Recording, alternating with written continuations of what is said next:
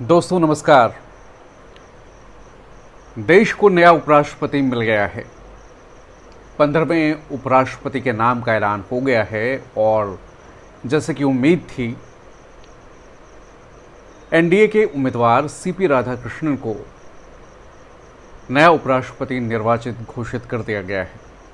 CP Radhakrishnan को 452 vote मिले, जबकि इंडिया ब्लॉक के समर्थित उम्मीदवार जो थे सुदर्शन रेड्डी, उन्हें 300 वोट मिले और 152 वोटों के अंतर से सीपी राधाकृष्णन को इस मुकाबले में जीत हासिल हुई। हालांकि ये जानना दिलचस्प है कि 2014 के बाद से, जब से मोदी सरकार देश में आई है, इस उपराष्ट्रपति चुनाव में हार जीत का अंतर सबसे कम रहा है।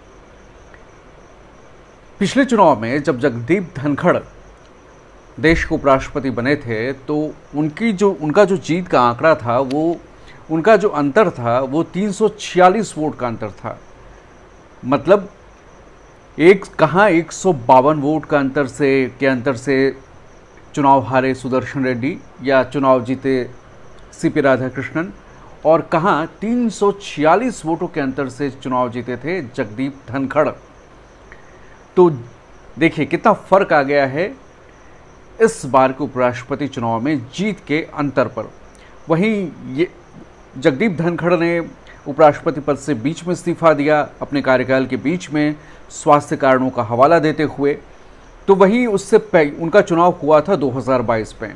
उससे पहले 2017 में वेंकैया नायडू को जीत हासिल हुई थी, और वो जो जीत हुई थी उनकी, वो 272 वोटों से उनके जीत का अंतर था। वो 2017 की बात है। तो 2014 के बाद से, जब से मोदी सरकार सत्ता में आई, उपराष्ट्रपति पद के लिए इस बार का जो जीत हार का अंतर है वो सबसे कम है।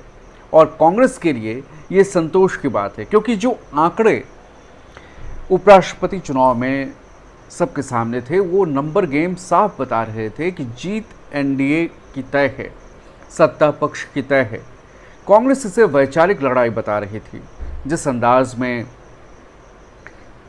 उच्च सदन को चलाया जा रहा था, जिस अंदाज में सरकार काम कर रही थी, संविधान की बात हो रही थी, उच्च सदन में बोलने नहीं देने की बात की जा रही थी, पक्षपात के आरोप लगाए जा रहे थे, तमाम तरह के आरोपों के बीच कांग्रेस पार्टी ने इसे वैचारिक लड़ाई के तौर पर आगे बढ़ाया।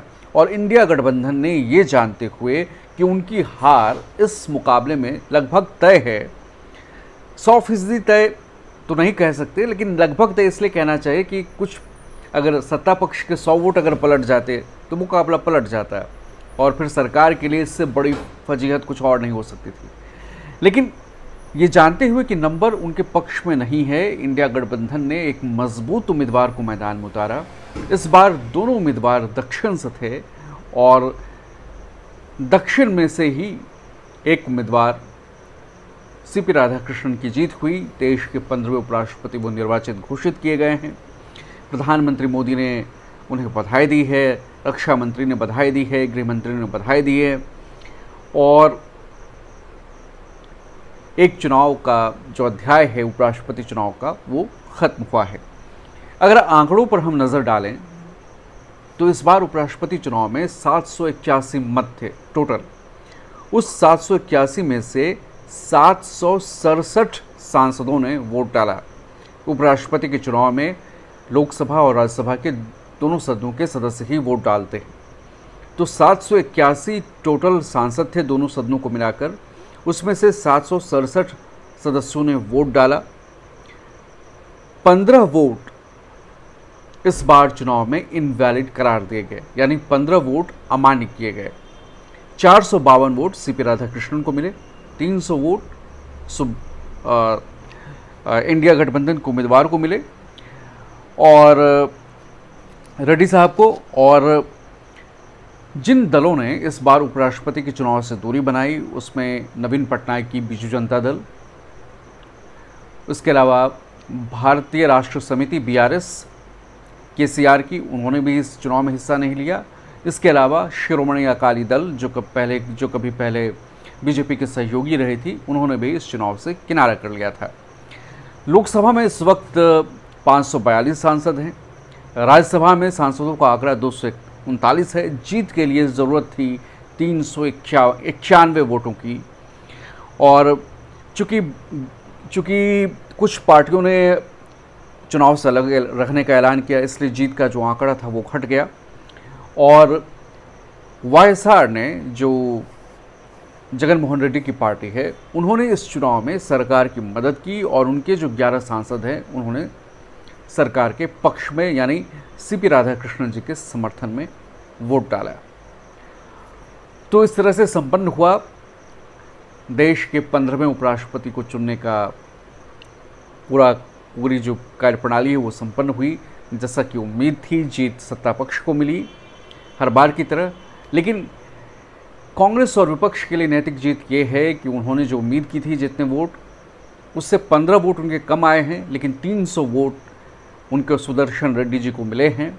विपक्ष के सुदर्शन चक्र की तरह थे वो, और उन्हें 300 वोट मिले हैं। 15 वोट जो अमान्य घोषित किए गए हैं वो किस दल के हैं, किस सांसद के हैं, उसके बारे में कोई जानकारी नहीं है। कितनी क्रॉस वोटिंग हुई है उस बारे में भी जानकारी सामने नहीं आई है। लेकिन जो आंकड़े दिख रहे हैं उससे इसकी संभावना कम दिखाई दे रही है।